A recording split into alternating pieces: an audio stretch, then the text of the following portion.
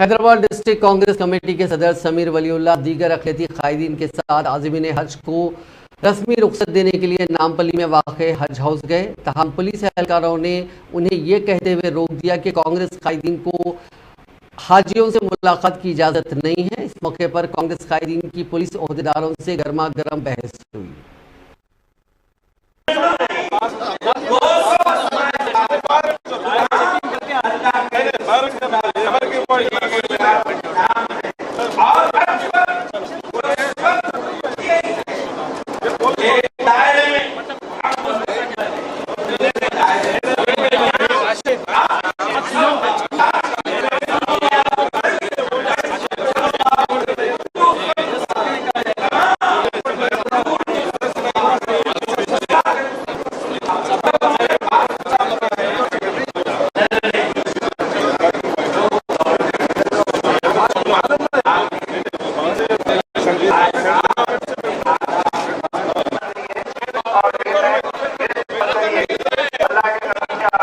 बहुत बड़ी बात है।